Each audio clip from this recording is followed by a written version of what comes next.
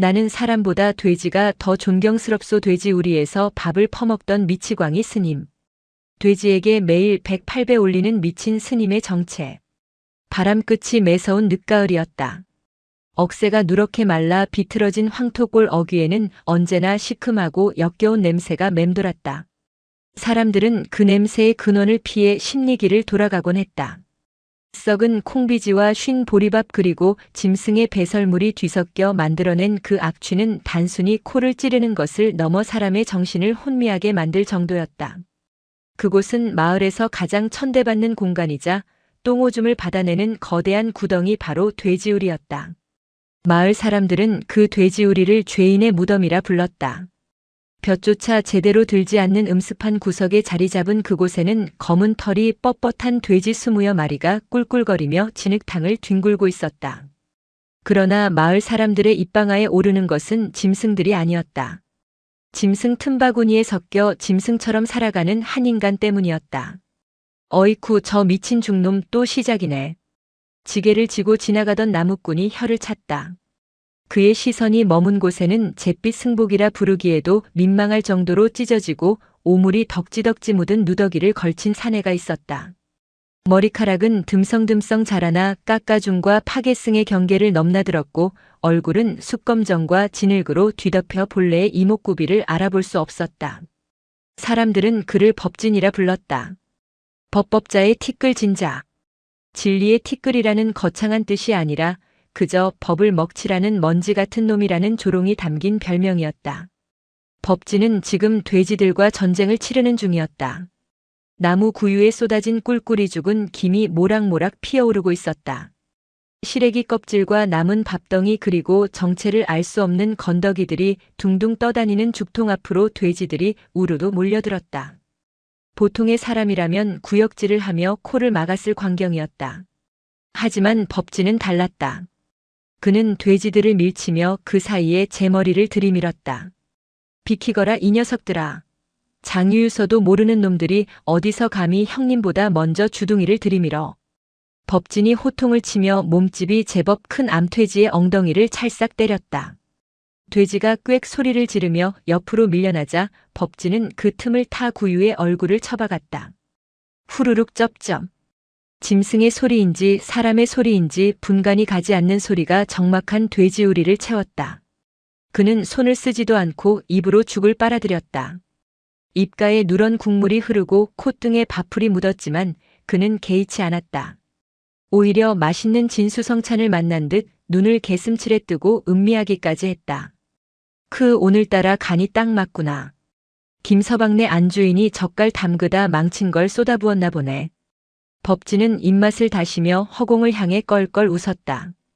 그 웃음소리가 어찌나 기괴하고 공허한지 지나가던 까마귀조차 놀라 날아오를 정도였다. 그때였다. 돌멩이 하나가 날아와 법진의 어깨를 강타했다. 퍽 하는 소리와 함께 법진의 몸이 휘청거렸다. 에이 더러운 땡중, 거지중, 똥중, 돼지 아빠. 마을 아이들 대여섯 명이 코를 막고 서서 돌을 던지고 있었다. 그들에게 법진은 동네의 수치이자 가장 재미있는 놀잇감이었다. 돌멩이는 계속해서 날아왔다. 하나는 법진의 등짝을 때리고 또 하나는 그의 이마를 스치고 지나가 피를 냈다. 붉은 피가 진흙 묻은 얼굴을 타고 흘러내렸지만 법진은 화를 내지 않았다. 아프다는 비명도 지르지 않았다. 그저 멍한 눈으로 아이들을 바라보더니 이내 합장하고 허리를 깊이 숙였다. 나무관세음보살. 시주님들께서 던져주신 이 돌멩이가 참으로 단단하고 야무집니다. 덕분에 등 가려운 곳을 시원하게 긁었습니다. 성불하십시오. 그의 목소리는 진지했다. 비꼬는 기색이라곤 찾아볼 수 없는 정중한 태도였다. 아이들은 기가 찼는지 혹은 무서웠는지 슬금슬금 뒷걸음질 쳤다. 진짜 미쳤나봐. 도망가자. 똥 묻는다. 아이들이 후다닥 사라지자 돼지우리에는 다시 정적만이 남았다. 법진은 주섬주섬 바닥에 떨어진 돌멩이 하나를 주워들었다. 그리고 그것을 소중한 보석이라도 되는 양 헝겊으로 닦아 품속에 넣었다. 형님 보셨습니까?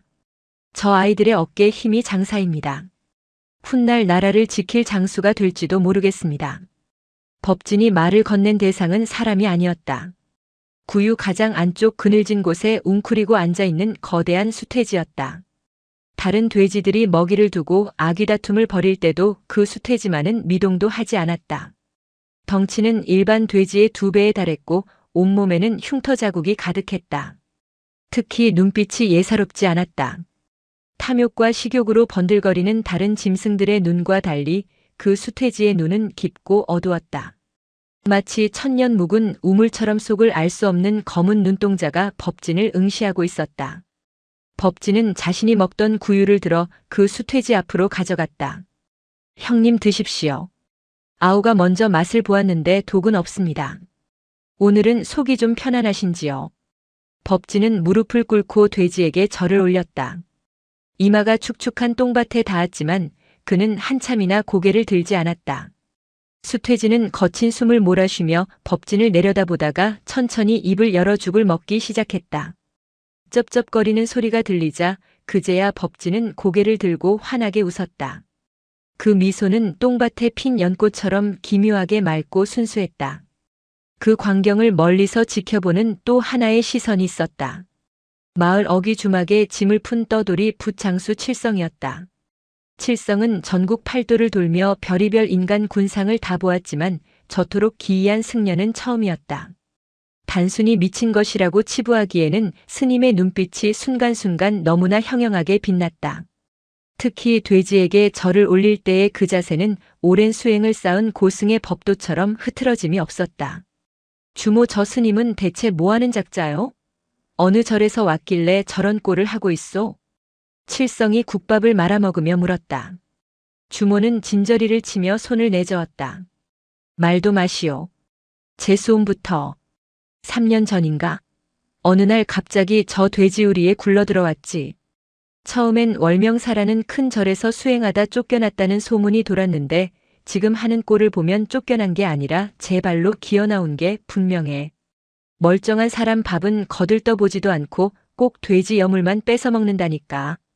월명사라면 그 고개 너머에 있는 천년고찰 아니오? 당대 내로라 하는 큰 스님들이 계신 곳인데. 그러니까 말이야. 저 꼴을 하고 다니니 불교 망신은 혼자 다 시키지. 저번에는 마을 훈장 어른이 혀를 차며 꾸짖었더니 대뜸 돼지똥을 한 줌 쥐어서 훈장 어른 입에 넣어주려 했다니까. 입에서 나는 구린내가 똥냄새보다 심하니 이걸로 덮으라면서 말이야. 아주 미치광이도 상미치광이지. 주모의 말에 주변 손님들이 낄낄거렸다. 하지만 칠성은 웃지 않았다.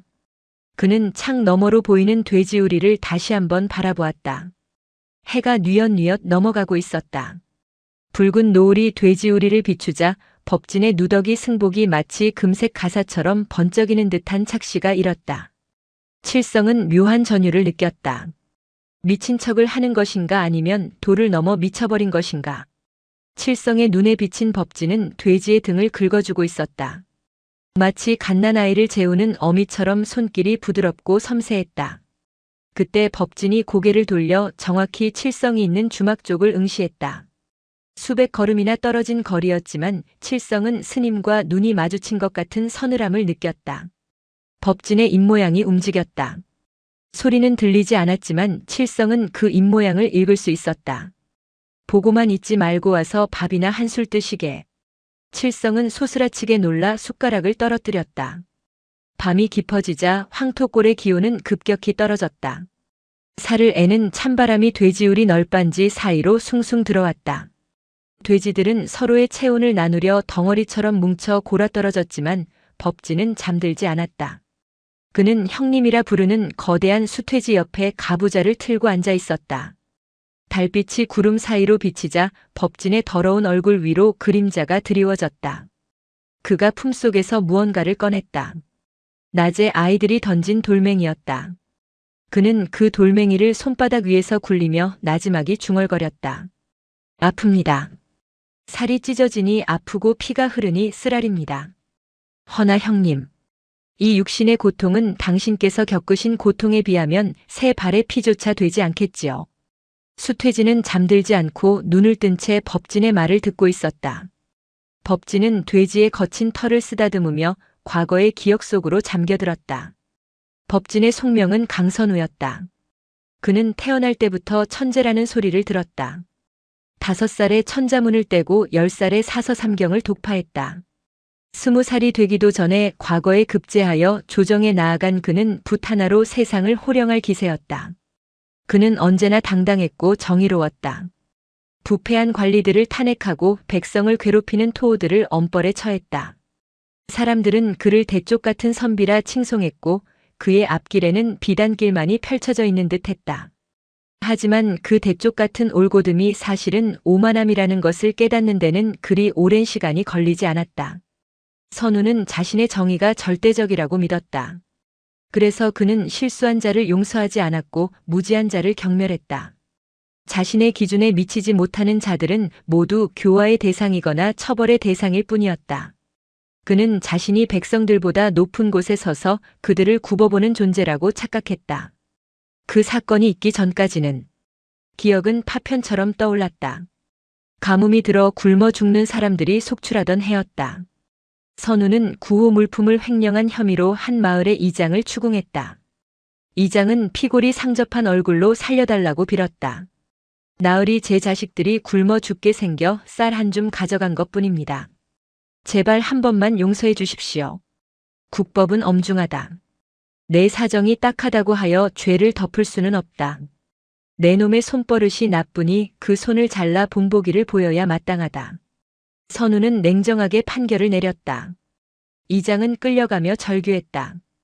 그리고 며칠 뒤 선우는 이장의 일가족이 모두 목을 매달아 죽었다는 소식을 들었다. 쌀 한 줌 때문에 가장을 잃은 가족은 절망을 이기지 못하고 세상을 등진 것이었다. 그들의 시신이 발견된 방 암벽에는 피로 쓴 글씨가 남아 있었다. 너의 정의는 사람을 살리는 칼인가 죽이는 칼인가. 그 문장은 선우의 심장을 찔렀다. 자신이 휘두른 것은 정의가 아니라 오만과 독선이라는 흉기였음을 그는 뒤늦게 깨달았다. 그는 그날로 관직을 버리고 산으로 들어갔다. 머리를 깎고 승려가 되었지만 마음속의 번뇌는 사라지지 않았다. 경전을 읽고 참선을 해도 높은 마음은 쉽게 꺾이지 않았다. 여전히 그는 동료 승려들의 나태함을 비판했고 신도들의 기복신앙을 비웃었다. 스승이었던 월명사의 주지 노스님은 그런 선우를 불러 조용히 말했다. 선우야, 너는 머리는 깎았으나 마음의 각근은 풀지 못했구나. 너는 여전히 사람 냄새를 싫어하고 흙냄새를 피하는구나. 스님, 저는 그저 부처님의 가르침대로 청정하게 살고자 할 뿐입니다. 청정함은 더러움 속에 있다. 연꽃이 어디서 피더냐? 맑은 물이 아니라 진흙탕 속이다. 너는 아직 똥오줌보다 못한 놈이다. 내가 정말로 낮아지고 싶다면 짐승의 밥그릇을 하차하라. 그 길로 선우는 법진이라는 법명을 받고 절을 떠났다. 그리고 발길 닿는 대로 걷다가 도착한 곳이 바로 이 황토골 돼지우리였다. 꾸액. 수퇴지의 낮은 울음소리가 법진을 현실로 불러들였다. 법진은 씁쓸하게 웃으며 돼지의 코를 어루만졌다. 그렇습니다, 형님. 저는 아직도 멀었습니다. 아까 돌에 맞을 때 순간적으로 화가 치밀어 오르더군요. 감히 천하의 강선우에게 돌을 던져 하는 그 오만한 생각이 찰나의 순간 고개를 쳐들었습니다. 이 누더기를 걸치고 똥통에서 3년을 굴렀는데도 제 속의 양반은 죽지 않았나 봅니다. 법진은 자리에서 일어나 돼지우리 구석에 쌓인 지푸라기를 정리했다. 그때 돼지우리 밖에서 부스럭거리는 소리가 들렸다. 들쥐 소리가 아니었다. 사람의 발소리였다. 법진은 눈빛을 바꾸고 소리가 난 쪽을 향해 말했다. 밤손님이 오셨군요. 빈손으로 오셨으면 그냥 가시고 먹을 것을 가져오셨으면 이리 들어오십시오. 어둠 속에서 한 사내가 모습을 드러냈다. 낮에 주막에서 그를 지켜보던 붓장수 칠성이었다. 칠성은 손에 주먹밥 2덩이를 쥐고 엉거주춤 서 있었다. 코를 찌르는 악취에 칠성의 얼굴이 일그러졌지만 그는 용기를 내어 돼지우리 울타리 가까이 다가갔다. 스님, 잠시 말씀 좀 나눌 수 있겠소? 말씀은 무슨 얼어 죽을 말씀. 밥이나 주시오. 법진은 성큼성큼 다가와 칠성의 손에서 주먹밥을 낚아챘다. 그리고 흙이 묻은 손으로 주먹밥을 반으로 쪼개더니 절반은 자신이 입에 넣고 나머지 절반은 뒤에 있는 수퇴지에게 던져주었다. 형님 야식이 왔습니다. 오늘은 쌀밥입니다. 칠성은 그 모습을 보며 헛웃음을 지었다. 내 참 기가 막혀서. 스님은 전생의 돼지였소. 어찌 사람보다 짐승을 더 챙기시오? 이놈아, 사람은 배신을 해도 돼지는 배신을 안 한다. 그리고 이 밥은 내 놈이 나를 불쌍히 여겨준 것이 아니라 내 놈의 호기심 값을 치른 것이다. 법진은 우물거리는 입으로 쏘아붙였다. 칠성은 움찔했다. 정확한 지적이었다. 그는 연민보다는 호기심 때문에 이곳을 찾았다. 소문이 자자합디다. 스님이 이 돼지우리에 온 뒤로 이상한 일들이 벌어진다고.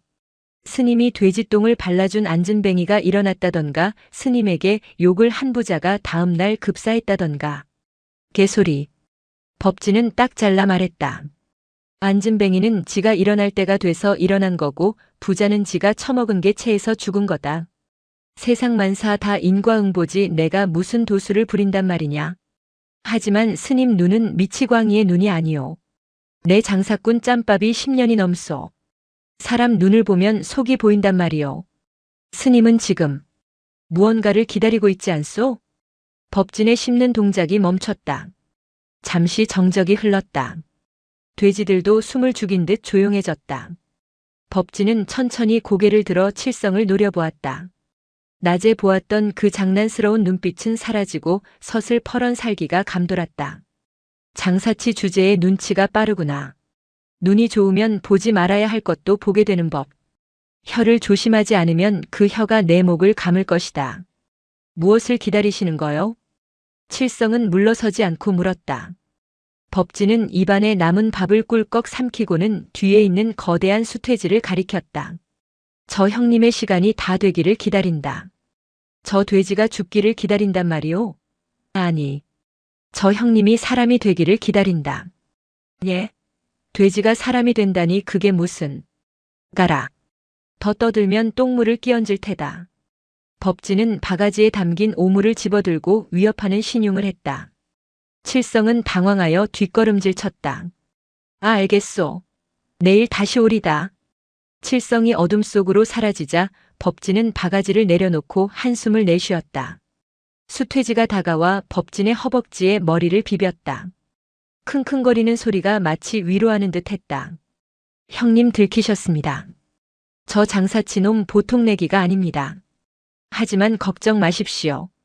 제가 있는 한 누구도 형님을 해치지 못합니다. 저승사자가 와도 제 목을 내어줄지언정 형님은 지킬 것입니다. 법진의 눈에 물기가 서렸다.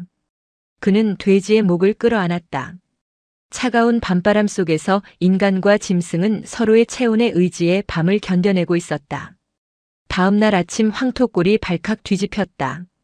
마을의 유지이자 대지주인 박대감의 칠순 잔치가 열리는 날이었다. 박대감은 인근 고을 수령들까지 초대하여 거창하게 잔치상을 차렸다. 소를 잡고 돼지를 잡고 풍악을 울리며 마을 전체가 떠들썩했다. 그런데 그 잔치상 한복판에 불청객이 나타났다. 바로 법진이었다. 그는 평소보다 더 지독한 몰골이었다. 온몸에 돼지 분뇨를 잔뜩 묻힌 채 냄새를 풍기며 잔치집 대문을 당당하게 통과했다. 하인들이 막아섰지만 법진은 막무가내였다. 내 이 집 주인을 좀 봐야겠다. 내 친구놈들이 여기서 죽어나갔다는데 조문은 해야 할 것 아니냐. 법진이 소리를 지르며 마당으로 들어서자 곱게 차려입은 하객들이 비명을 지르며 코를 막고 흩어졌다. 갓을 쓴 양반들은 부채로 얼굴을 가리며 삿대질을 했다. 저 미친 중놈을 당장 쫓아내라. 어디서 감히 여기가 어디라고 들어와. 박대감이 대청마루에서 뛰쳐나왔다. 불구죽죽한 얼굴에 기름기가 흐르는 박대감은 분노로 몸을 떨었다. 네 이놈, 여기가 어디라고 행패냐. 멍석마리를 당하고 싶으냐. 법진은 박대감을 보더니 씩 웃었다. 누런이가 드러났다. 아이고 대감마님, 칠순을 축하드립니다.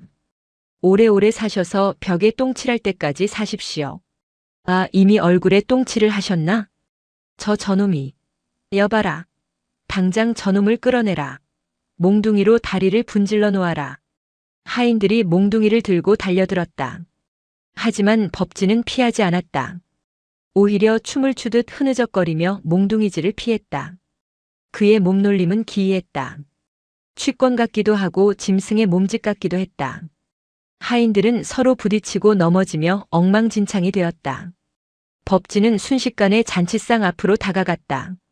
산의 진미가 가득 차려진 상 위에는 잘 구워진 통돼지 바비큐가 놓여 있었다. 법진은 그 통돼지를 보더니 표정이 굳어졌다. 장난기는 사라지고 비통함이 얼굴을 덮었다. 아우야, 여기서 이렇게 뜨겁게 누워 있느냐. 어제까지만 해도 꿀꿀거리며 뛰어놀던 녀석이. 법진은 통돼지의 입에 물려진 사과를 빼내고 자신의 이마를 돼지의 머리에 갖다 댔다. 나무아미타불. 부디 다음 생에는 사람으로 태어나지 말고 하늘을 나는 새가 되어라. 사람으로 태어나면 또다시 서로를 뜯어먹고 살아야 하니 차라리 훨훨 날아가거라. 그의 목소리는 절절했다. 좌중이 순간 조용해졌다. 미친 짓이라고 생각하면서도 그 목소리에 담긴 슬픔이 너무나 깊어 사람들은 숨을 죽였다. 그때 박대감이 참지 못하고 직접 몽둥이를 들고 달려왔다. 이 재수없는 놈이 남의 잔치상에 와서 곡을 해? 죽어라. 박대감이 휘두른 몽둥이가 법진의 뒤통수를 노렸다. 하지만 법진은 뒤도 돌아보지 않고 고개를 살짝 숙여 피했다. 몽둥이는 허공을 가르고 잔치상 위에 술병을 깨뜨렸다. 쨍그랑. 술이 튀고 음식이 쏟아졌다. 법진은 천천히 몸을 돌려 박대감을 마주 보았다. 대감. 이 돼지가 죽기 전에 뭐라 했는지 아시오? 무슨 헛소리냐? 자기는 배가 고파 꿀꿀거렸지만 대감은 배가 불러도 꿀꿀거린다 하더이다. 뱃속에 기름이 차서 눈이 멀고 귀가 멀어 백성들의 곡소리가 들리지 않는다고 하더이다. 이 이놈이. 대감의 곳간에는 쌀이 썩어 넘치는데 마을 아래 김신의 막내딸은 어제 굶어 죽었습니다. 짐승도 제 새끼 배고픈 건 아는데 사람은 남의 새끼 굶어 죽는 걸 모르는군요. 그러니 누가 짐승이고 누가 사람입니까? 법진의 일갈은 서리발처럼 차가웠다. 잔치 마당에 있던 사람들은 웅성거렸다. 김신의 막내딸 이야기는 모두가 알고 있었지만 아무도 박대감 앞에서 꺼내지 못했던 이야기였다. 박대감의 얼굴이 불그락푸르락 변했다. 내 놈이 죽고 싶어 환장했구나. 저놈을 쳐라. 죽여도 좋다. 내가 책임진다. 하인들이 때로 달려들었다. 이번에는 법진도 피하기 어려워 보였다. 그때였다. 멈추시오. 군중 속에서 누군가 고함을 쳤다. 칠성이었다. 칠성은 보찜을 내려놓고 앞으로 나섰다. 스님의 말씀이 틀린 게 뭐 있습니까? 다들 알지 않습니까? 박대감 소장료가 너무 높아 다들 굶어 죽게 생긴 거. 칠성의 외침은 도화선이 되었다. 웅성거리던 마을 사람들이 하나둘 동조하기 시작했다. 그동안 박대감의 횡포에 억눌려 있던 분노가 법진의 기행을 통해 터져나온 것이었다. 맞아. 저중말이 맞아. 우리도 사람이다. 돼지보다 못한 취급받고는 못 산다. 잔치 마당은 순식간에 아수라장이 되었다. 사람들은 음식을 집어 던지고 박대감을 향해 욕설을 퍼부었다. 박대감은 당황하여 뒷걸음질 치다 엎어졌다. 그 꼴을 보며 법진은 껄껄 웃었다. 보아라. 이것이 진짜 잔치다. 억눌린 자들이 목소리를 내고 배부른 자가 바닥을 기는 것. 이것이 바로 도판이다. 법진은 혼란을 틈타 통돼지구이 다리 하나를 뚝 뜯어냈다. 그리고 그것을 품에 안고 유유히 대문을 빠져나갔다. 형님, 친구분 다리 하나 챙겨갑니다. 제사라도 지내줍시다. 뒤에서 고함과 비명이 들려왔지만 법진은 뒤돌아보지 않았다. 돼지우리로 돌아가는 그의 발걸음은 춤을 추듯 가벼웠으나 그의 눈에서는 굵은 눈물방울이 뚝뚝 떨어지고 있었다. 돼지우리에 도착한 법진은 뜯어온 돼지 다리를 수퇴지 앞에 내려놓았다. 형님, 친구입니다. 냄새라도 맡으십시오. 수퇴지는 고기를 먹지 않았다. 그저 킁킁거리며 냄새를 맡더니 슬픈 눈으로 법진을 바라보았다.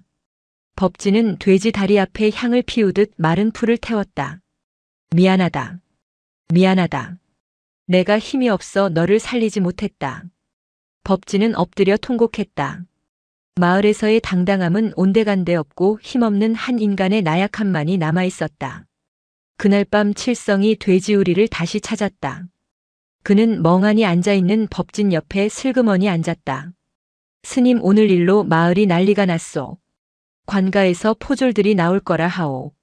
도망가야 하지 않겠소? 법진은 고개를 저었다. 도망은 죄 지은 놈이나 가는 것이다. 나는 죄를 짓지 않았다. 하지만 박대감이 가만히 있지 않을 거요. 오라고 해라. 내 똥물 맛을 보여주마. 칠성은 한숨을 쉬었다. 그러다 문득 수퇴지를 바라보았다. 달빛 아래 드러난 수퇴지의 모습이 어제와 달라 보였다. 덩치가 더 커진 것 같기도 하고 털의 윤기가 더 검어진 것 같기도 했다. 그리고 무엇보다 스님, 저 돼지 울고 있는 거 아니오? 칠성의 말에 법진이 고개를 돌렸다. 수퇴지의 눈가에 정말로 눈물이 고여 있었다. 짐승의 눈물이 아니었다. 회한과 고통이 담긴 사람의 눈물이었다. 법진이 수퇴지의 눈물을 닦아주며 나지막이 말했다. 이제 때가 가까워옵니다, 형님. 당신의 업보가 녹아내리고 있습니다. 조금만 더 견디십시오. 이 아우가 끝까지 지키겠습니다. 칠성은 등골이 오싹해졌다. 저 돼지의 정체가 무엇이기에 스님이 저토록 지극정성인가? 그리고 업보란 대체 무엇인가? 황토골의 밤은 점점 더 깊고 어두운 비밀 속으로 빠져들고 있었다. 황토골의 아침 안개가 채 걷히기도 전이었다. 땅을 울리는 둔탁한 진동이 돼지우리 바닥으로 전해졌다. 밥을 기다리며 꿀꿀거리던 돼지들이 본능적으로 위험을 감지했는지 귀를 쫑긋 세우고 우리 구석으로 몸을 비비며 파고들었다. 법진은 묵묵히 다 달아빠진 빗자루로 바닥에 오물을 쓸어내고 있었으나 그의 빗자루질은 평소보다 훨씬 느리고 무거웠다. 형님, 오늘은 손님들이 거칠게 문을 두드릴 것 같습니다. 놀라지 마십시오. 법진이 가장 큰 수퇴지의 등을 토닥였다. 수퇴지는 거친 숨을 몰아쉬며 법진의 옷자락을 물고 당겼다. 마치 도망치라는 신호 같았다. 하지만 법진은 씁쓸하게 웃으며 고개를 저었다. 제가 도망치면 누가 형님 밥을 챙겨줍니까? 그 말이 끝나기가 무섭게 돼지우리 입구에 썩은 나무 문짝이 박살나며 떨어져 나갔다. 저놈이다. 저 미친 중놈을 당장 포박해라. 박대감의 목소리가 찢어질 듯 울려 퍼졌다. 그의 뒤로 관아의 포졸들과 사병 등 10여 명이 들이닥쳤다. 그들은 몽둥이와 오랏줄을 들고 살기를 내뿜었다. 마을 사람들은 멀찌감치 떨어져 발을 동동 구르며 지켜볼 뿐 누구도 감히 나서지 못했다.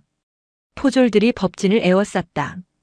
법진은 빗자루를 내려놓고 합장했다. 오셨습니까? 찬물이라도 대접해야 하나 이곳에는 똥물밖에 없으니 이를 어찌합니까? 닥쳐라. 내 놈이 관을 능멸하고 양반을 모욕한 죄, 그 죄값을 치르게 해주마. 포졸 대장이 신호를 보내자 몽둥이가 법진의 어깨와 등 위로 쏟아졌다. 퍽, 퍽, 억. 둔탁한 타격음이 이어졌지만 법진은 비명 한마디 지르지 않았다. 그는 몸을 웅크려 급소만을 보호한 채 쏟아지는 매질을 묵묵히 받아냈다. 그의 입에서는 끊임없이 연불 소리가 흘러나왔다. 관세음보살, 관세음보살. 저들의 손목이 아플 터이니 부디 저들의 고통을 덜어주소서. 이 독한 놈, 아직도 입을 놀려? 박대감이 직접 횃불을 들고 앞으로 나섰다. 그의 눈은 광기로 번들거렸다. 내 오늘 이 더러운 소굴을 싹 다 태워버리겠다. 돼지똥 냄새도 내 놈의 그 역겨운 주둥아리도 영원히 사라지게 해주마.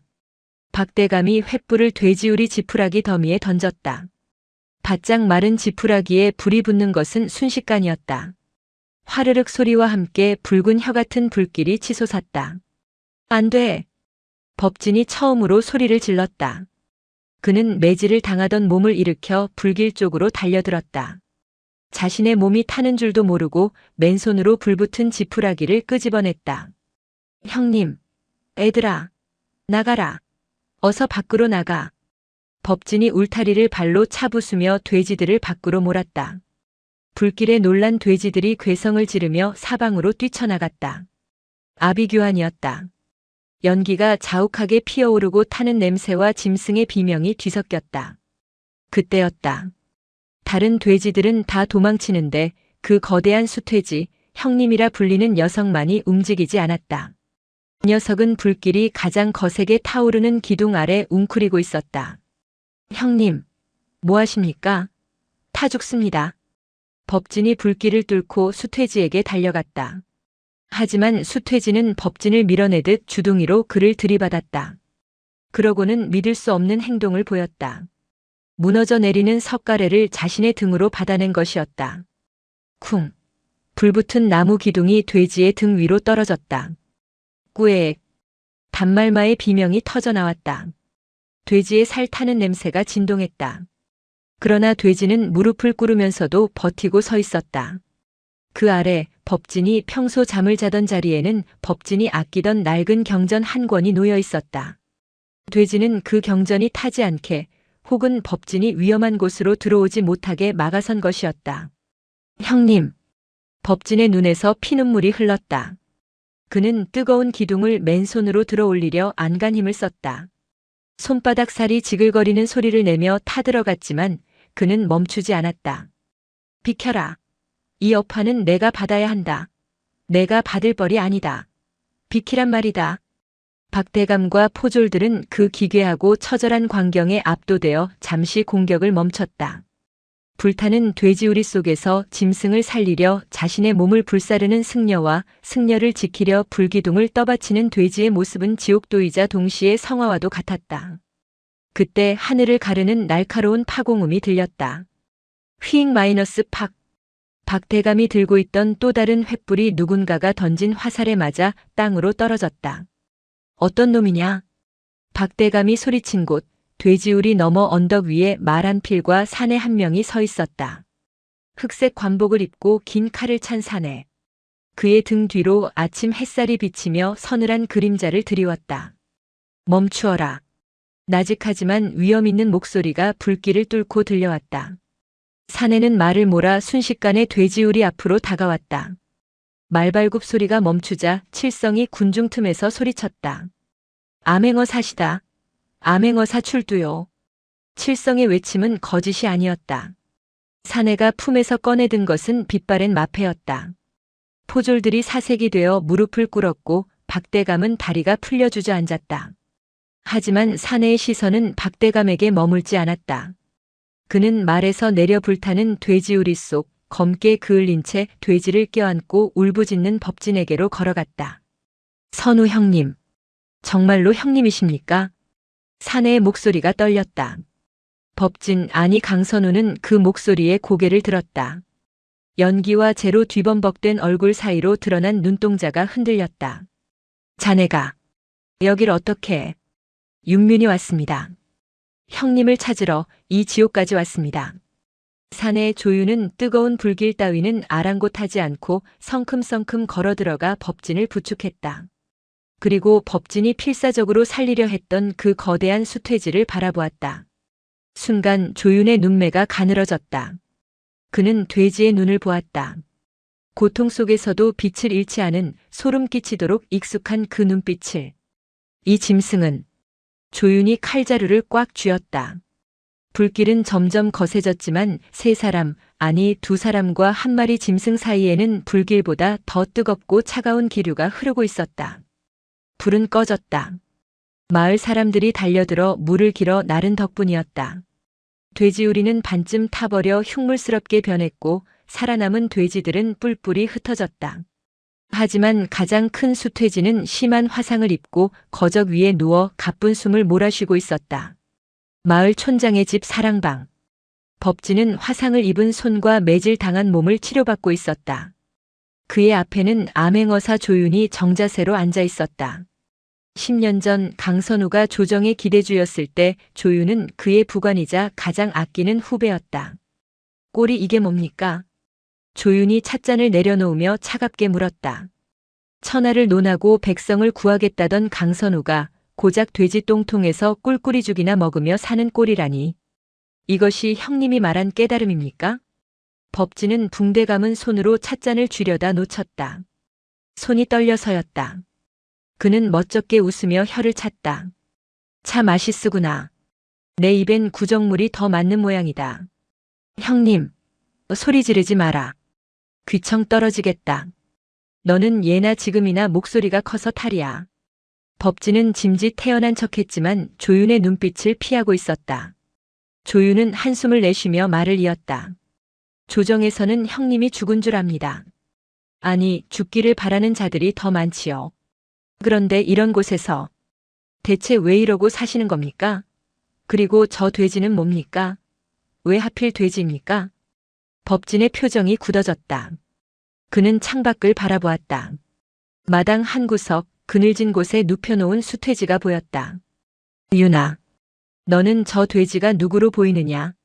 그냥 짐승일 뿐입니다. 살이 찌고 탐욕스러운 도축되어 식탁에 오를 운명인 짐승이요. 자세히 보거라. 저 눈을. 우리가 그토록 증오하고 그토록 따르려 했던 그분의 눈을 닮지 않았느냐. 조윤은 미간을 찌푸리며 다시 마당의 돼지를 쳐다보았다. 화상을 입어 털이 그을린 흉측한 모습.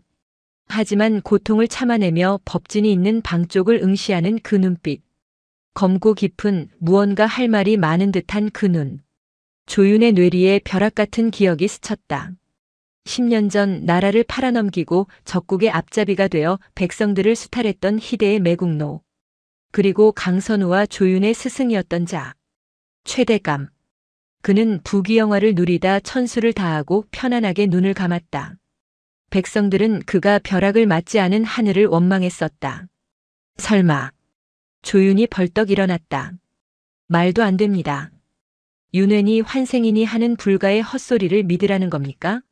최대감은 죽었습니다. 화려한 무덤 속에 묻혔단 말입니다.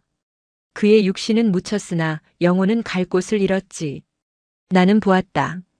그가 죽던 날 밤 그의 혼이 검은 연기가 되어 구천을 떠돌다 이 황토골 돼지우리, 막 태어난 새끼 돼지의 몸속으로 빨려 들어가는 것을.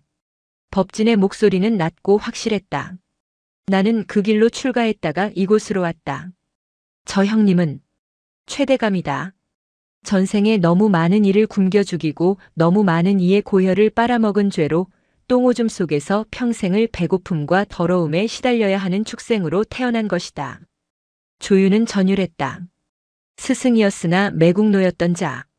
자신들이 그토록 처단하고 싶었으나 권력의 벽에 막혀 끝내 단죄하지 못했던 자. 그 자가 돼지가 되어 옛 제자의 수발을 받고 있다니. 그렇다면 당장 저놈의 목을 쳐야지요. 왜 밥을 먹이고 왜 형님이라 부르며 모시는 겁니까? 아직도 그자에 대한 정이 남으신 겁니까? 조윤이 칼을 뽑으려 했다. 법진이 급히 일어나 조윤의 팔을 잡았다. 아니다. 이것은 정이 아니다. 이것은 빚갚음이다. 빚이라니요? 나 또한 공범이기 때문이다. 그가 나라를 팔 때 나는 침묵했다. 그가 백성을 수탈할 때 나는 어쩔 수 없다는 핑계로 고개를 돌렸다. 나는 깨끗한 척하며 뒤로 물러나 있었을 뿐 그와 다를 바 없는 죄인이다. 그러니 내가 어찌 그를 탓하겠느냐. 그가 똥을 뒤집어 썼으니 나 또한 똥을 뒤집어 쓰고 그의 곁을 지키는 것이 마땅하다. 법진의 눈에서 눈물이 흘러내려 붕대를 적셨다. 저 형님이 죄를 다 씻고 눈을 감는 날 나 또한 나의 죄에서 조금은 자유로워질 수 있지 않겠느냐. 저것은 단순한 돼지가 아니다. 나의 거울이고 나의 업보덩어리다. 조윤은 잡힌 팔을 뿌리치지 못했다. 법진의 손에서 느껴지는 뼈만 남은 앙상함과 뜨거운 체온이 그의 분노를 녹여버렸다. 그는 천천히 칼을 집어넣었다. 형님은 정말 미치셨군요. 지독하게 훌륭하게 미치셨습니다. 조윤은 털썩 자리에 주저앉았다. 그때 마당에서 꾸액 마이너스 하는 처절한 울음소리가 들렸다. 법진이 맨발로 뛰쳐나갔다. 조윤도 그 뒤를 따랐다. 수퇴지의 상태는 심각했다. 등 전체에 입은 화상에서 진물이 흐르고 있었고 숨소리는 쇳소리처럼 거칠었다. 무엇보다 고통스러운 것은 돼지의 눈빛이었다. 육체의 고통보다 더 큰 영혼의 고통이 느껴지는 눈빛이었다. 법진은 돼지의 머리를 자신의 무릎에 뉘었다. 형님 많이 아프십니까? 제가 대신 아파야 하는데. 돼지는 법진의 손을 핥았다. 거친 혀가 화상 입은 법진의 손바닥을 스쳤다. 놀라운 일이 벌어졌다. 돼지의 눈에서 굵은 눈물방울이 뚝뚝 떨어지기 시작했다. 짐승은 울지 않는다. 고통스러워 비명은 질러도 슬픔으로 눈물을 흘리지는 않는다. 그러나 이 돼지는 분명히 슬퍼서 울고 있었다. 조윤이 그 모습을 곁에서 지켜보았다. 그는 믿을 수 없는 광경에 홀린 듯 중얼거렸다. 최대감. 정말 당신이요? 그 말에 돼지가 반응했다. 돼지는 힘겹게 고개를 돌려 조윤을 바라보았다. 그리고 입을 벌려 소리를 내려고 했다. 꿀꿀거리는 소리가 아닌 마치 목구멍 깊은 곳에서 쥐어짜는 듯한 기괴한 소리가 났다. 그것은 마치 다 라는 말처럼 들리기도 했고 라는 말처럼 들리기도 했다. 법진이 돼지의 귀에 대고 속삭였다. 말하지 마십시오. 말하려 하면 더 고통스럽습니다. 마음으로 하십시오. 마음은 닿습니다. 법진은 품에서 작은 호리병을 꺼냈다. 산에서 캐온 약초를 지식여 만든 물이었다. 그는 그것을 돼지의 입에 조금씩 흘려넣었다. 하지만 돼지는 삼키지 못하고 토해냈다. 이제 생명의 불꽃이 거의 꺼져가고 있었다. 마을 사람들이 하나둘 담장 너머로 모여들었다. 박대감이 끌려가고 불이 꺼진 뒤 스님과 돼지의 상태가 궁금해 찾아온 것이었다. 그들은 보았다. 평소 미치광이라 손가락질하던 스님이 타 죽어가는 돼지를 끌어안고 부처님을 대하듯 지극정성으로 간호하는 모습을. 그리고 그 돼지가 사람처럼 눈물을 흘리며 스님의 손길을 받아들이는 모습을. 저게 짐승이여 사람이여? 스님이 그러셨지. 전생에 죄 지은 사람이라고. 저 눈 좀 봐. 진짜 사람 눈 같아. 사람들의 수군거림 속에 칠성이 앞으로 나섰다. 칠성은 조용히 다가가 돼지 앞에 무릎을 꿇었다. 그리고 챙겨온 막걸리 한 사발을 땅에 부었다. 어이 돼지 양반. 아니 전생의 대감님. 이승에서의 죄가 얼마나 무거우면 그 꼴을 하고 계시오. 이제 그만 짐 내려놓고 가시오. 스님이 절이 비는데 염라대왕도 감동해서 형량 좀 깎아주지 않겠소. 칠성의 투박한 위로가 신호탄이 되었다. 마을 사람들이 하나둘 다가왔다. 누군가는 타다 남은 고구마를, 누군가는 깨끗한 물을 가져와 돼지 앞에 놓았다. 그들은 알 수 있었다. 이 돼지가 단순히 짐승이 아니라 황토골의 애군과 자신들의 멸시, 그리고 세상의 부조리를 온몸으로 받아내고 떠나는 희생양이라는 것을. 돼지는 사람들을 둘러보았다. 한때 자신이 벌레처럼 여기며 밟아 죽였던 백성들. 그들이 지금 자신을 위해 물을 떠놓고 기도를 하고 있다. 돼지의 눈이 평온해지기 시작했다.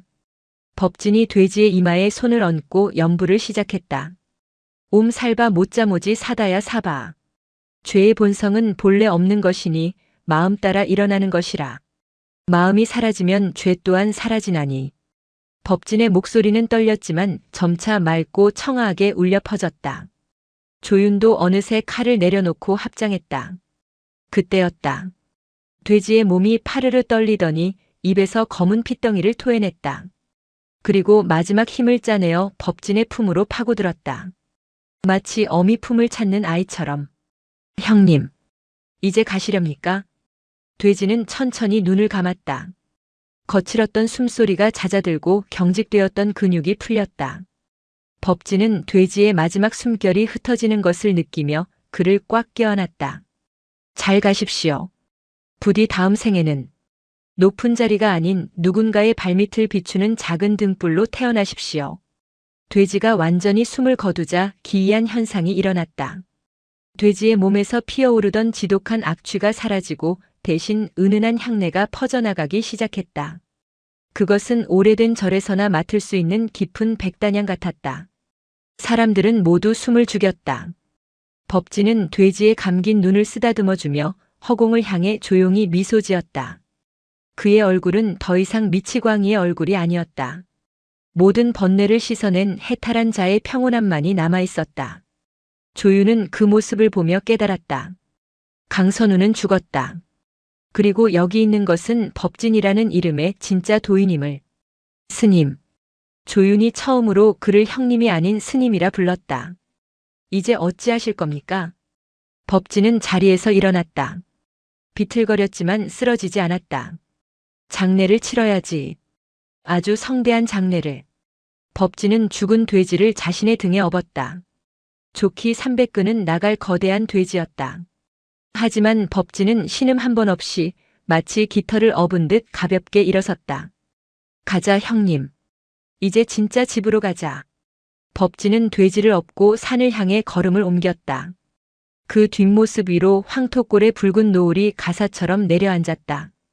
조윤과 마을 사람들 그리고 칠성은 홀린 듯 그 뒤를 따랐다.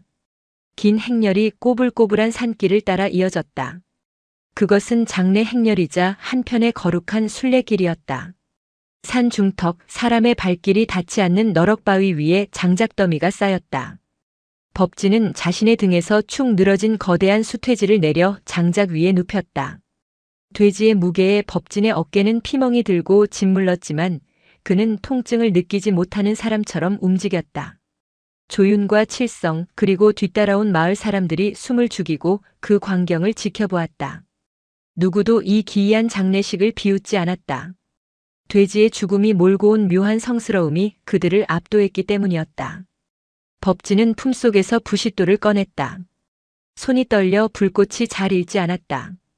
조윤이 다가와 대신 불을 붙이려 했으나 법진은 고개를 저으며 거절했다. 내 손으로 해야 한다. 시작을 내가 했으니 끝도 내가 맺어야지. 틱틱. 몇 번의 헛손질 끝에 불꽃이 마른 풀에 옮겨 붙었다. 작은 불씨는 곧 장작을 타고 올라 거대한 화염이 되었다. 화르륵. 불길이 돼지의 사체를 집어삼켰다. 보통 짐승의 사체를 태우면 노린내와 역겨운 타는 냄새가 나기 마련이었다. 마을 사람들은 코를 막을 준비를 했다. 그러나 불길이 거세질수록 퍼지는 것은 악취가 아니었다. 지난밤 돼지가 숨을 거둘 때 났던 그 은은한 백단향, 아니 그보다 더 깊고 맑은 연꽃 향기가 산 전체를 휘감았다. 이게 무슨 냄새야? 절에서 향 피우는 냄새가 나네. 사람들이 웅성거렸다. 칠성은 코를 킁킁거리며 중얼거렸다. 허참. 평생 똥밭에서 구르던 돼지한테서 어찌 이런 향기가 난단 말인가. 법진은 불타는 돼지를 보며 합장한 채 꼼짝도 하지 않았다. 불빛이 그의 얼굴을 붉게 물들였다. 그의 입술이 달싹이며 마지막 법문을 토해냈다. 형님, 뜨겁지 않으십니까? 아니 이제는 시원하십니까? 평생 짊어지고 있던 그 무거운 살덩이와 욕심의 찌꺼기들을 다 태워버리니 홀가분하십니까? 법진의 눈에서 눈물이 흘러내려 불길에 반사되었다. 사람들은 겉모습을 봅니다. 비단을 입으면 귀하다 하고 누더기를 입으면 천하다 합니다. 하지만 불길 앞에서는 다 한 줌의 재일 뿐입니다. 대감님도 이 못난 법진도 저 돼지도 결국은 다 타서 없어질 껍데기입니다. 남는 것은 오직 하나 당신께서 마지막 순간 보여주신 그 참회하는 마음뿐입니다. 조윤은 법진의 뒷모습을 보며 가슴이 먹먹해졌다.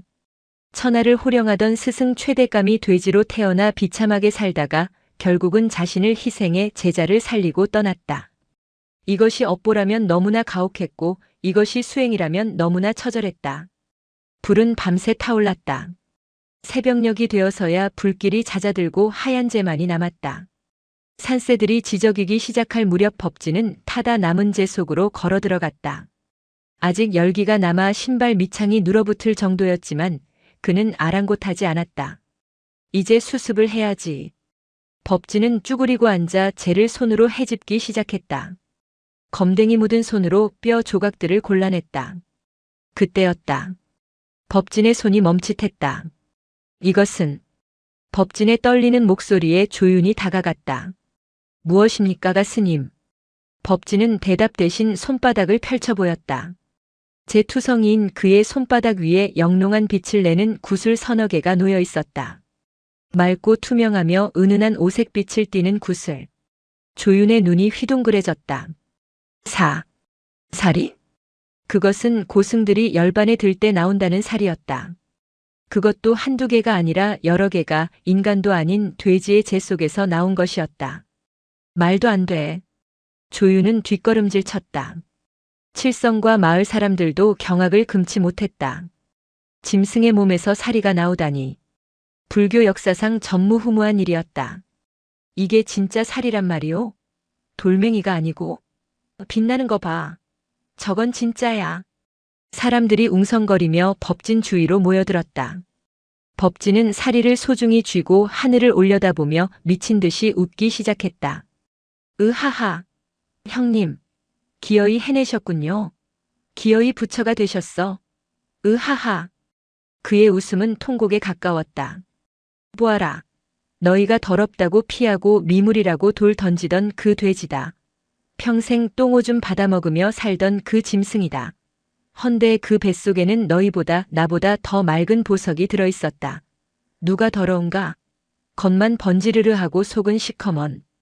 우리가 더러운가? 겉은 똥밭이어도 속은 사리를 품은 저 돼지가 더러운가? 법진의 일갈은 비수가 되어 사람들의 가슴에 꽂혔다. 마을 사람들은 부끄러움에 고개를 들지 못했다. 자신들이 멸시했던 대상이 사실은 가장 고귀한 존재였음을 눈앞의 증거가 말해주고 있었다. 조유는 무릎을 꿇었다. 그는 자신이 찾던 긴 칼을 풀어 바닥에 내려놓았다. 제가 틀렸습니다. 저는 형님이 미쳤다고 생각했고 돼지는 그저 돼지라 생각했습니다. 눈뜬 장님은 저였습니다. 법진은 웃음을 멈추고 조윤에게 다가갔다. 그리고 흙 묻은 손으로 조윤의 어깨를 잡았다. 일어나라. 틀린 게 아니다. 몰랐을 뿐이다. 이제 알았으니 되었다. 이 사리는 형님의 뼈가 아니라 형님의 눈물이고 한숨이고 참회다. 이것을 세상에 알릴 필요도 없다. 저를 세워 모실 필요도 없다. 그저 마음에 새겨라. 가장 낮은 곳에 가장 높은 뜻이 있음을. 법진은 사리를 주머니에 넣지 않고 바위 틈 깊숙한 곳에 묻었다. 그리고 그 위에 흙을 덮고 작은 돌멩이 하나를 올려두었다. 자연에서 왔으니 자연으로 돌아가십시오. 누군가 우연히 발견한다면 그 또한 인연일 것이고 영원히 묻혀 있다면 그 또한 도리일 것입니다. 모든 장례 절차가 끝났다. 법진은 산을 내려오며 한 번도 뒤를 돌아보지 않았다. 그의 발걸음은 이전보다 훨씬 가벼워 보였지만 동시에 어딘가 텅 비어 보였다. 목적을 이룬 자의 허무함과 모든 것을 쏟아부은 자의 탈진이 엿보였다. 마을 입구에 다다르자 관아에서 나온 관리들이 박대감의 집을 압수수색하고 있었다. 박대감의 부정축제와 가혹행위가 드러나 삭탈관직 당하고 유배형에 처해졌다는 소식이 들려왔다. 권선징악. 사람들은 환호했지만 법진은 그 광경을 무심하게 스쳐 지나갔다. 스님 어디로 가십니까? 이제 절로 돌아가셔야지요. 칠성이 법진을 붙잡았다. 돼지우리는 불탔고 박대감도 사라졌으니 더 이상 이곳에 머물 명분이 없었다. 법진은 불타버린 돼지우리 앞에 섰다. 검게 그을린 기둥과 무너진 울타리. 3년간의 고행이 서려 있는 그곳을 바라보며 법진이 입을 열었다. 내 수행은 아직 끝나지 않았다. 법진은 돼지우리를 떠나지 않았다. 그는 마을 사람들이 지어주겠다는 번듯한 집도 마다하고 불타 남은 돼지우리 한 켠을 수리의 거처로 삼았다. 하지만 예전과는 달랐다. 더 이상 돼지는 없었고 꿀꿀이죽도 없었다. 그는 그곳을 빗자루로 쓸고 또 쓸었다. 하루 종일 빗자루질만 했다. 흙바닥이 반질반질해질 때까지 닦았다. 조유는 한 달 넘게 마을에 머물며 법진을 설득했다. 형님 이제 그만하십시오. 스승님의 업보는 풀렸습니다. 사리까지 나왔지 않습니까? 이제 형님도 본래의 자리로 돌아가 세상에 큰 가르침을 펼치셔야 합니다. 왕실에서도 형님의 소식을 듣고 모셔오라 했습니다. 유나. 법진이 빗자루질을 멈추고 조윤을 불렀다. 나는 아직 씻지 못했다. 무엇을 말입니까? 형님은 가셨지만 나는 남았다. 내가 이곳에 있었던 것은 단지 형님을 수발하기 위함이 아니었다. 나 또한 죄인이기 때문이다. 나는 형님이 돼지가 된 것을 보고 비로소 나의 오만함을 보았다. 하지만 아직 멀었다. 나는 여전히 사람들이 나를 도인이라 부르는 소리에 귀가 솔깃하고 사리가 나왔다는 소문에 우쭐하는 마음이 든다. 이 마음의 똥물을 다 퍼내기 전에는 나는 한 발자국도 움직일 수 없다. 법진은 조윤에게 낡은 빗자루 하나를 던져주었다. 나를 데려가고 싶거든 이 마당의 흙냄새가 다 사라지고 연꽃 향기가 날 때까지 같이 쓸어라. 그게 싫으면 가라. 조윤은 빗자루를 받아들었다. 그리고 관복을 벗어 던지고 소매를 걷어붙였다. 좋습니다. 제가 형님을 이길 때까지 쓸어보지요. 그날부터 기이한 동거가 시작되었다. 미친 스님과 전직 암행어사가 나란히 돼지우리를 쓰는 모습. 그들은 말없이 빗자루질만 했다. 비가 오면 비를 맞으며 쓸고 눈이 오면 눈을 치우며 쓸었다. 계절이 2번 바뀌었다. 마을 사람들은 그들을 보며 점차 변해갔다. 싸움이 잦았던 마을의 다툼이 줄어들고 욕심쟁이 장사꾼들이 덤을 얹어주기 시작했다. 법진이 설교를 한 것도 아니었다. 그저 가장 더러운 곳을 가장 깨끗하게 닦는 그 행위 자체가 거대한 침묵의 설법이 되어 사람들의 마음을 움직인 것이었다. 어느 날 아침 칠성이 빗자루를 사러 왔다가 놀라운 것을 보았다. 아무것도 없는 메마른 돼지우리 바닥, 법진이 매일같이 쓸고 닦던 그 자리에 새파란 새싹 하나가 돋아나 있었다. 스님, 여기 풀이 났습니다. 법진이 다가와 쪼그리고 앉아 새싹을 들여다보았다. 잡초가 아니었다. 척박한 땅에서는 절대 자라지 않는다는 난초였다. 똥물과 오물로 뒤덮였던 땅이 3년간의 정화 끝에 생명을 잉태한 것이었다. 법진은 난초를 보며 빙그레 웃었다. 이제 되었다. 그는 빗자루를 내려놓았다. 유나 냄새를 맡아보아라. 조윤이 코를 킁킁거렸다. 신기하게도 돼지우리 특유의 흙비린내가 사라지고 맑은 흙내음과 난초의 향기가 어우러져 있었다. 형님, 땅이 맑아졌으니 내 마음도 조금은 맑아졌겠지. 이제 떠날 때가 되었다. 어디로 가시렵니까? 왕실로 가시겠습니까? 법진은 고개를 저었다. 왕실은 너무 높다. 나는 물처럼 흐를 것이다. 낮은 곳으로 더 낮은 곳으로. 세상에 또 다른 돼지우리가 있다면 그곳이 나의 절이다. 법진은 낡은 삿갓을 눌러쓰고 보찜 하나를 메었다. 조윤이 따라 나서려 하자 법진이 손을 들어 막았다. 너는 너의 할 일이 있다. 조정으로 돌아가라. 가서 백성들의 눈물을 닦아주어라. 나는 땅의 오물을 닦을 테니 너는 세상의 오물을 닦아라. 그것이 우리가 각자의 자리에서 도를 이루는 길이다. 조윤은 눈물을 머금고 큰 절을 올렸다. 법진은 합장으로 답하고 뒤도 돌아보지 않고 길을 떠났다. 그의 뒷모습은 처음 이곳에 왔을 때의 초라한 행색이 아니라 천하를 다 가진 듯 당당하고 자유로워 보였다. 3년이란 세월이 흘렀다. 황토골은 몰라보게 변했다. 악취가 진동하던 마을은 향기 나는 마을이라 불리게 되었다. 돼지우리가 있던 자리는 이제 마을의 명소가 되었다. 사람들은 그곳을 성돈터라 불렀다. 기와집도 아니고 화려한 사당도 아니었다. 그저 텅 빈 공터에 난초 몇 포기가 자라고 있을 뿐이었다. 하지만 전국 각지에서 사람들이 찾아왔다.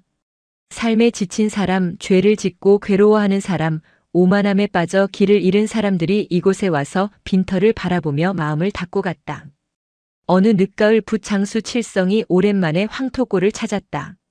그는 성돈터 앞 주막에 앉아 국밥을 먹으며 주모와 이야기를 나누었다. 법진 스님 소식은 아직 없소? 없어. 바람처럼 사라지셨으니 바람처럼 사시겠지. 그런데 저기 아래 장터에서 온 상인들 말로는 저쪽 남쪽 바닷가 마을에 이상한 거지가 하나 나타났대. 거지? 응. 나병 환자들이 모여 사는 마을에 들어가서 그들의 고름을 입으로 빨아주고 밥을 빌어다가 먹여주는 미친 땡중이 있다나 봐. 근데 그 땡중이 밥을 먹을 때 꼭 하늘을 보고 형님 오늘도 잘 먹겠습니다 한다네. 칠성은 숟가락을 멈추고 피식 웃었다. 거기 계셨구먼. 여전하시네 여전하셔. 그때였다. 밖에서 아이들의 환호성이 들려왔다. 무지개다. 쌍무지개다. 칠성과 주모가 밖으로 뛰쳐나갔다.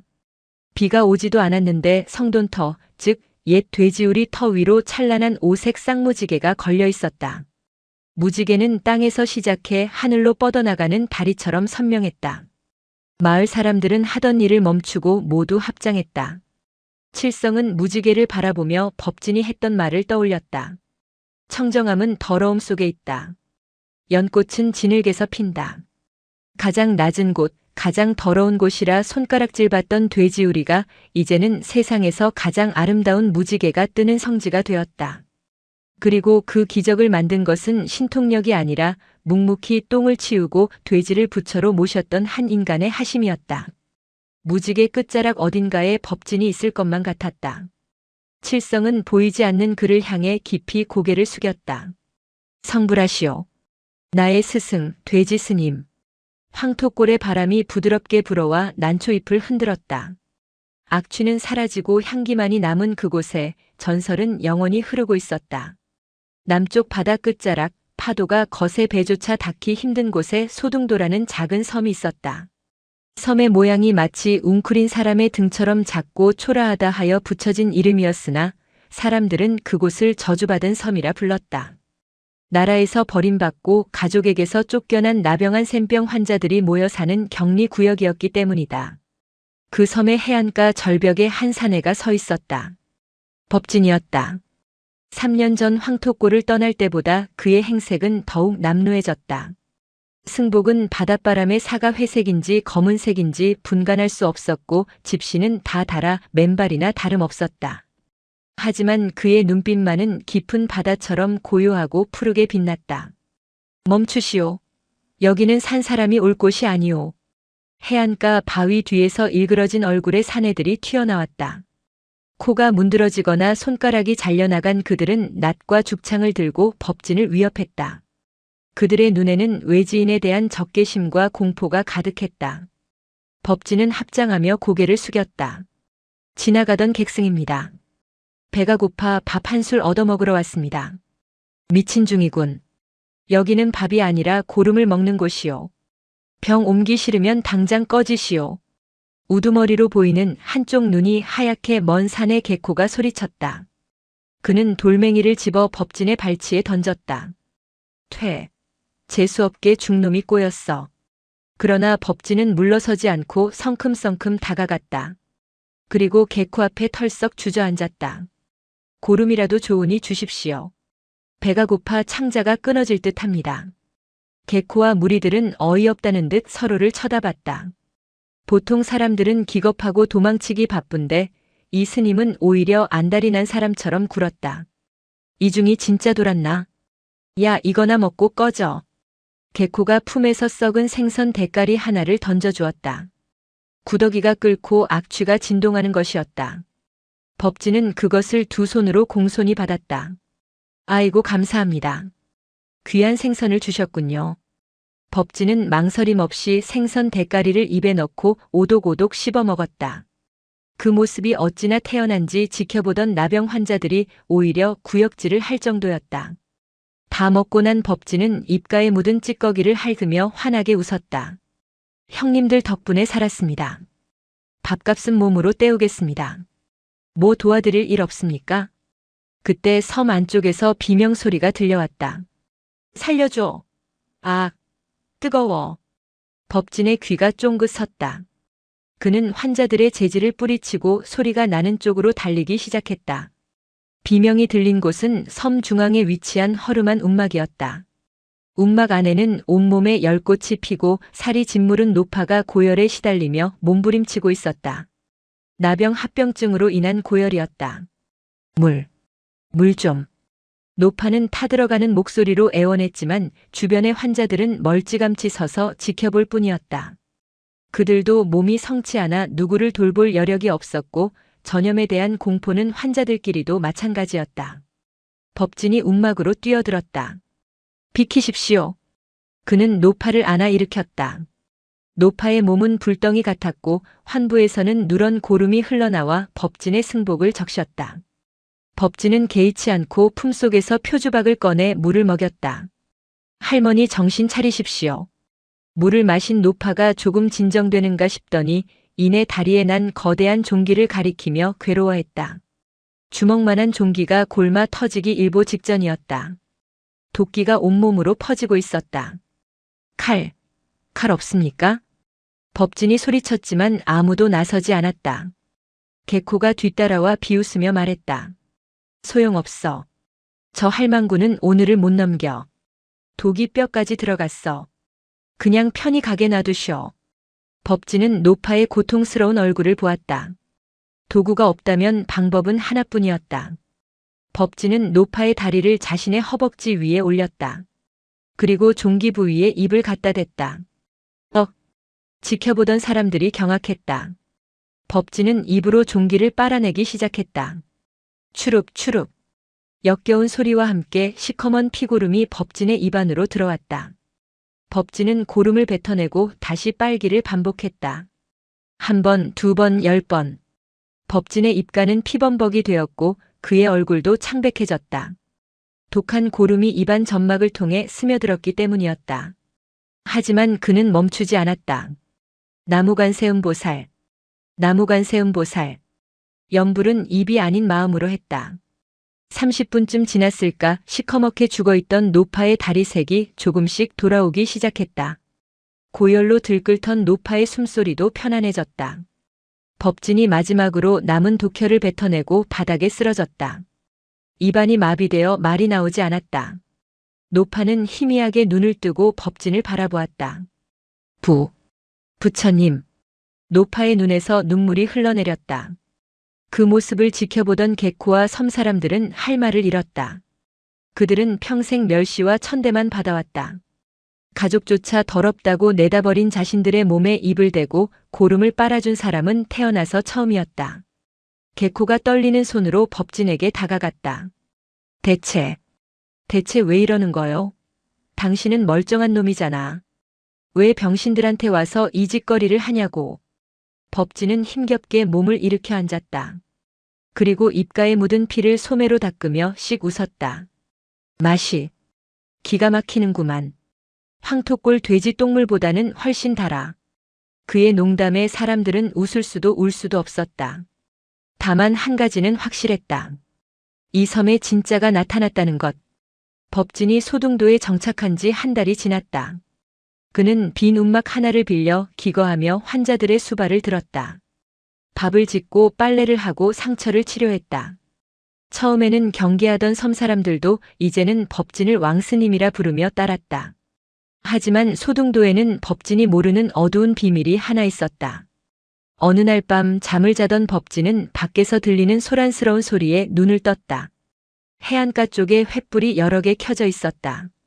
빨리빨리 날라. 꿈을 대다간 목을 칠 테다. 거친 고함과 함께 매질 소리가 들렸다.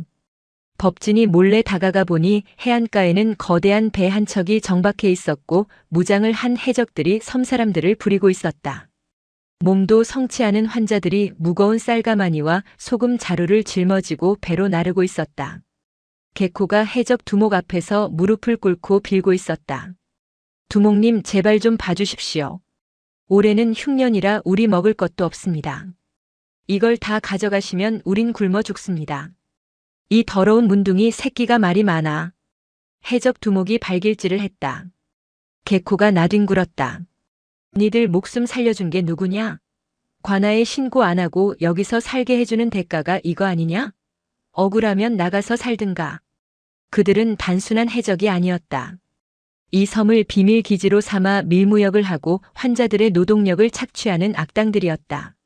환자들은 신고당에 쫓겨날까 두려워 노예처럼 불임을 당하고 있었던 것이다. 지켜보던 법진의 주먹이 불끈 쥐어졌다.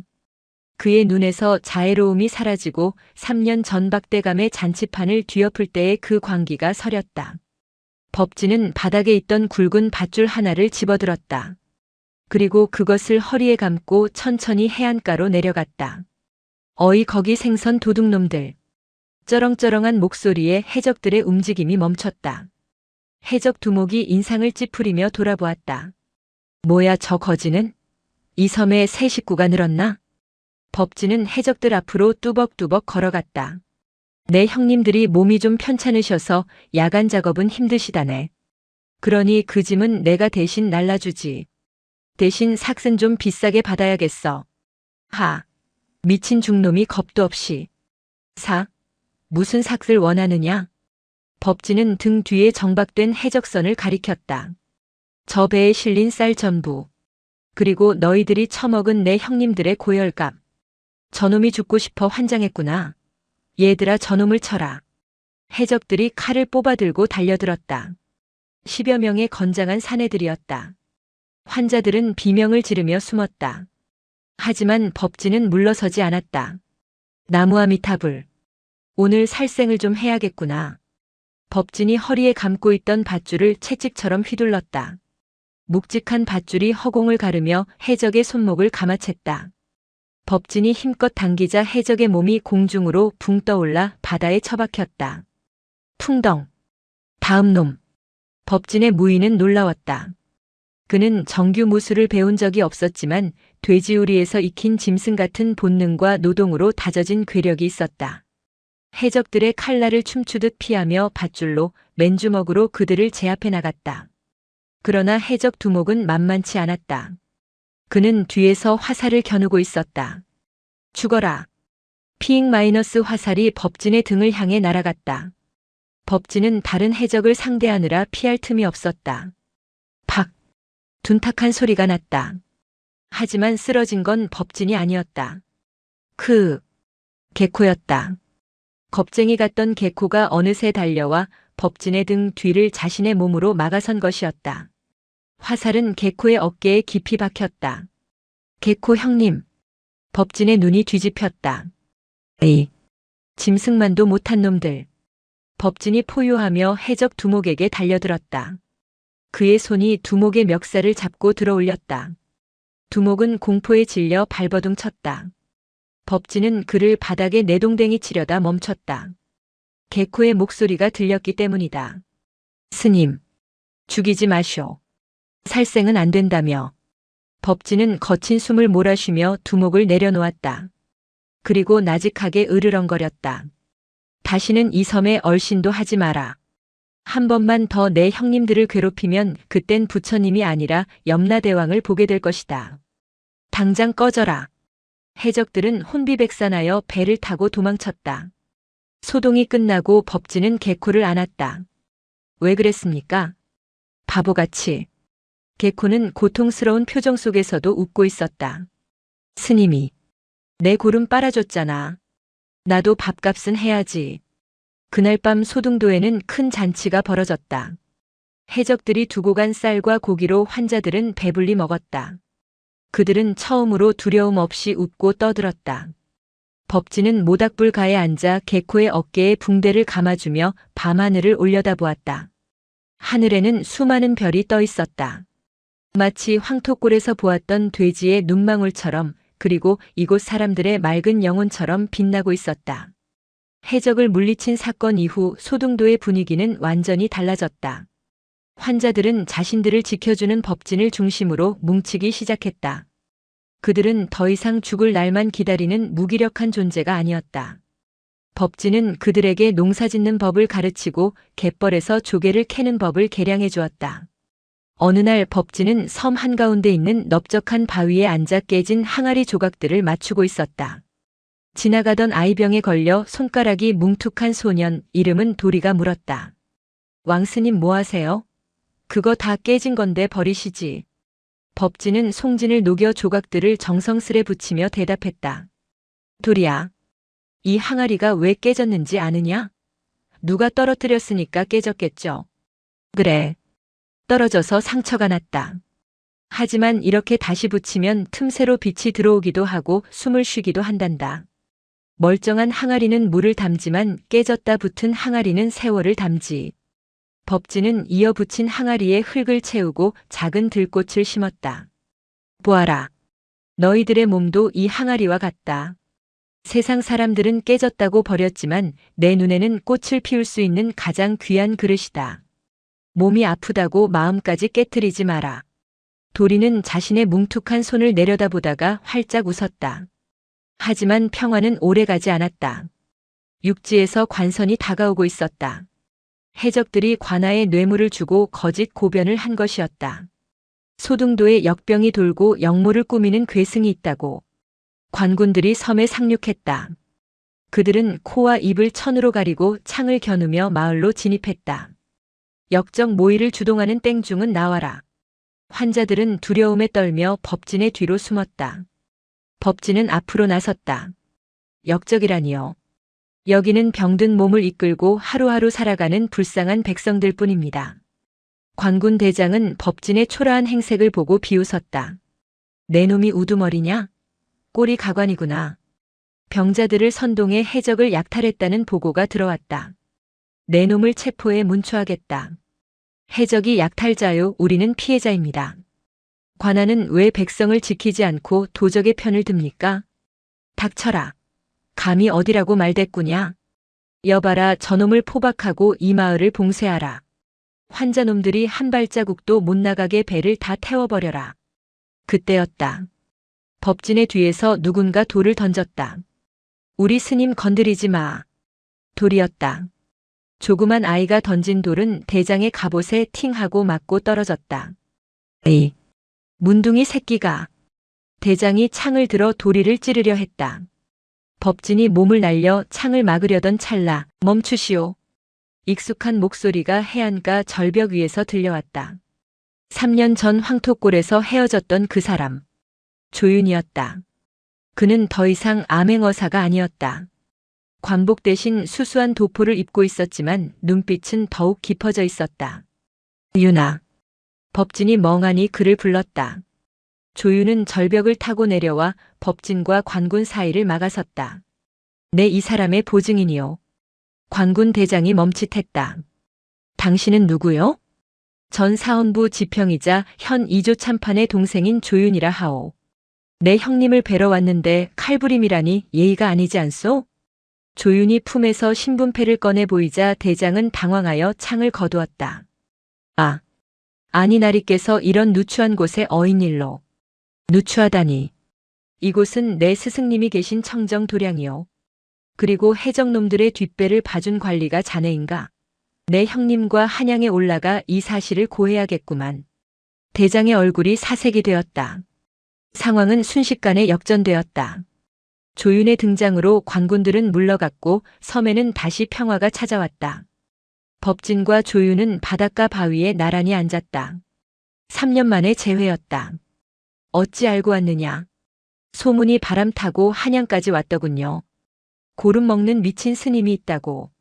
딱 형님일 거라 생각했습니다. 조윤은 법진의 상처투성이 손을 보며 한숨을 쉬었다. 이제 그만하시지요. 돼지우리에 이어 문둥이촌이라니. 형님 몸이 남아나질 않겠습니다. 법진은 바다를 바라보며 미소 지었다. 윤아, 나는 이곳이 좋다. 여기 사람들은 거짓말을 못한다. 아프면 아프다 하고 슬프면 운다. 가면을 쓰지 않은 얼굴들이야말로 부처의 얼굴 아니겠느냐. 그래서 평생 여기 계실 겁니까? 아니, 바람이 불면 또 가야지. 하지만 지금은 여기가 내 자리다. 저 도리의 손가락에 새살이 돋고 개코의 어깨 상처가 아물 때까지는. 조윤은 고개를 끄덕였다. 그리고 품에서 무언가를 꺼냈다. 3년 전 황토골에서 법진이 묻어두었던 돼지의 사리 중 하나였다. 그때 몰래 하나 챙겼습니다. 형님께 돌려드리러 왔습니다. 이게 있으면 형님을 지켜줄 것 같아서요. 법진은 사리를 받아들었다. 햇빛을 받은 사리가 영롱하게 빛났다.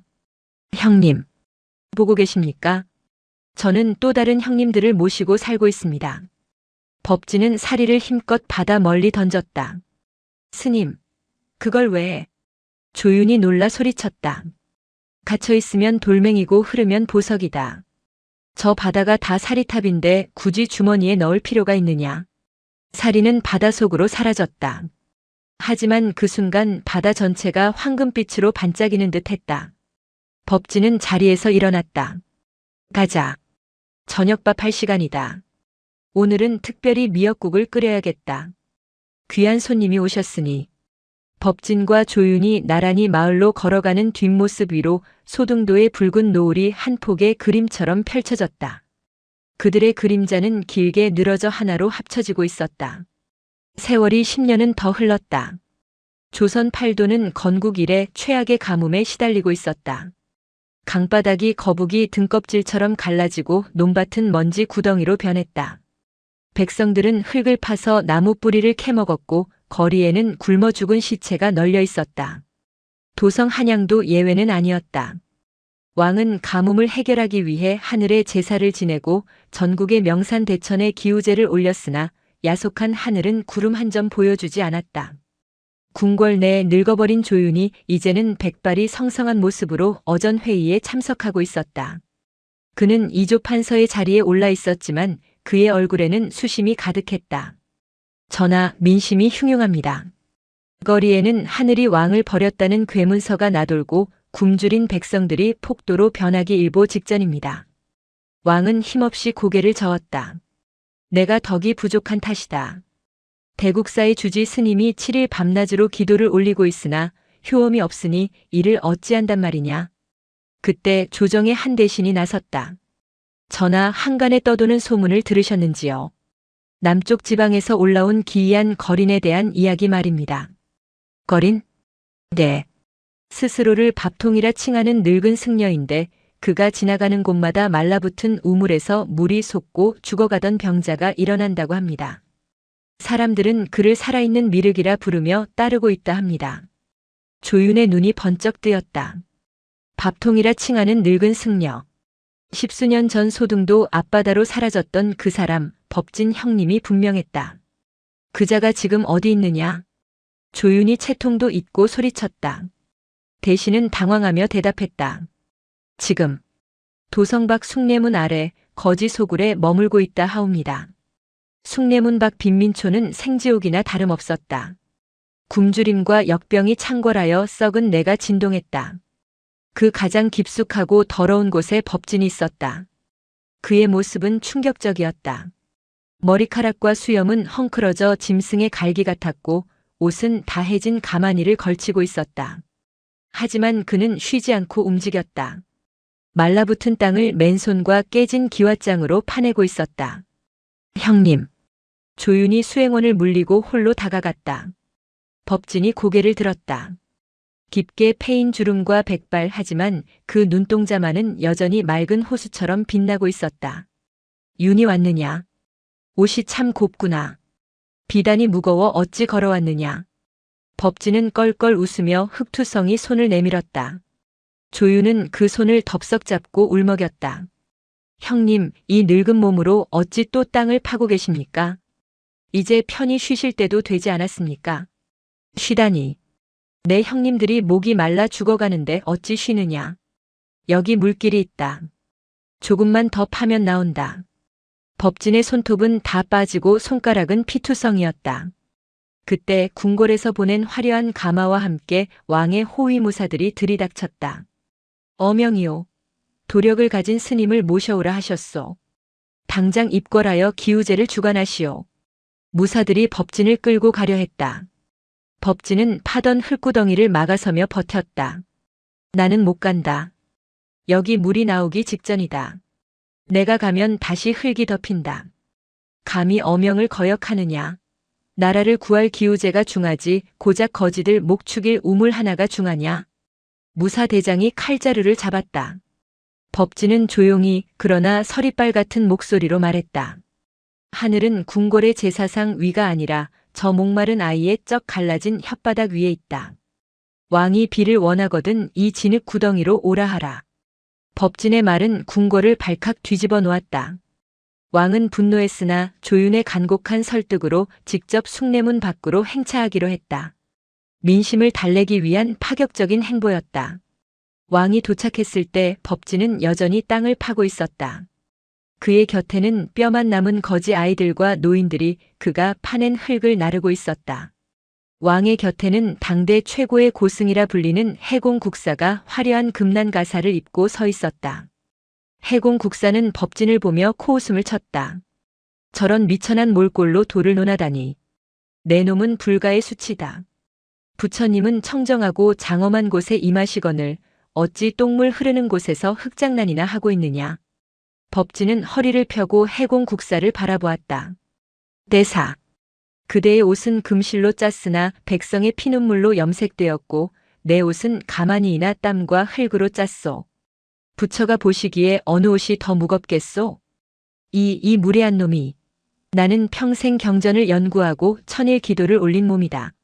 천일 기도를 하는 동안 굶어 죽은 백성이 몇 명이오? 경전 속에 부처가 있다더냐? 부처는 지금 배고파 우는 저 아이의 뱃속에 있다. 자, 보시오. 법진이 파던 구덩이 바닥을 깨진 기왓장으로 힘껏 내리쳤다. 쿵. 메마른 땅이 울렸다. 법진은 멈추지 않았다. 자신의 온 체중을 실어 뼈가 으스러지는 고통을 참으며 다시 내리쳤다. 쿵. 쿵. 10번째 내리쳤을 때였다. 푸. 둔탁한 소리와 함께 젖은 흙이 튀어올랐다.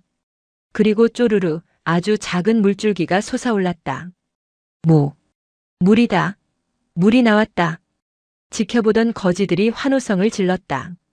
탁하고 흙탕물이었지만 그것은 생명수였다. 아이들이 달려들어 흙탕물을 허겁지겁 마셨다. 법진은 흙투성이가 된 얼굴로 왕을 바라보았다. 전하, 보셨습니까? 하늘을 감동시키는 건 화려한 재문이 아니라 땅을 파는 손톱의 아픔입니다. 비를 원하시면 전하의 손톱부터 흙에 박으십시오. 왕은 충격을 받은 듯 멍하니 서 있었다. 금으로 치장된 해공 국사의 모습과 진흙범벅이 된 법진의 모습. 누가 진짜 국사인지 만백성이 보고 있었다. 그날 이후 기이한 일이 벌어졌다. 왕이 궁궐로 돌아가지 않고 숭례문 밖에 천막을 치고 머물기 시작한 것이다. 왕은 화려한 골룡포를 벗고 소매를 걷어붙였다. 나도 파겠다. 내 백성이 마실 물이다. 왕이 삽을 들자 구경만 하던 신료들도 양반들도 병사들도 하나둘 옷을 벗고 땅을 파기 시작했다.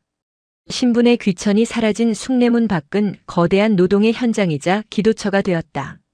법진은 그 모습을 흐뭇하게 바라보았다. 그러나 그의 몸은 한계에 다다르고 있었다.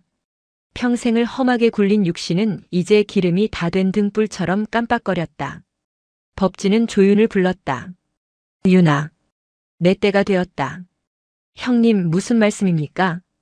이제 물길이 트였는데 내 마지막 할 일이 남았다. 법진은 비틀거리며 밖으로 나갔다. 사람들은 왕과 함께 땅을 파느라 정신이 없었다. 법진은 그들 몰래 인근의 높은 언덕, 장작이 쌓여있는 곳으로 올라갔다. 기우제를 위해 준비해둔 제단이었다. 법진은 장작더미 위에 가부좌를 틀고 앉았다. 해가 뉘엿뉘엿 넘어가고 있었다. 하늘이여, 땅이여. 내 평생 낮은 곳을 기어다니며 깨달은 바는 하나뿐이었습니다. 고통은 나누면 작아지고 사랑은 나누면 커진다는 것. 법진은 품에서 조윤이 바다에 던졌으나 파도에 밀려 다시 돌아왔던 그 사리 하나를 꺼냈다. 사실 법진은 그것을 몰래 주워 간직하고 있었다. 형님 돼지, 이제 만나러 갑니다. 법진은 눈을 감고 깊은 선정에 들었다. 그러자 그의 몸에서 열기가 뿜어져 나오기 시작했다. 스스로의 몸을 태우는 소신공양이 아니었다. 그것은 평생 쌓아온 내공과 자비심이 마지막으로 폭발하며 만들어내는 생명의 빛이었다. 법진의 몸이 환한 빛으로 감싸이자 마른 하늘에 갑자기 먹구름이 몰려들기 시작했다. 우르르 쾅. 천둥 소리가 도성을 뒤흔들었다. 비가 온다. 땅을 파던 사람들이 하늘을 올려다보았다. 한 방울, 두 방울. 굵은 빗방울이 떨어지기 시작했다. 빗방울은 곧 장대비가 되어 메마른 대지를 적셨다. 와! 사람들은 빗물에 얼굴을 씻으며 춤을 추었다. 왕도 빗속에서 눈물을 흘리며 하늘에 절을 했다. 조윤은 빗속을 뚫고 언덕으로 달려갔다. 불길한 예감이 들었기 때문이다. 형님! 조윤이 도착했을 때 장작더미 위에는 아무도 없었다.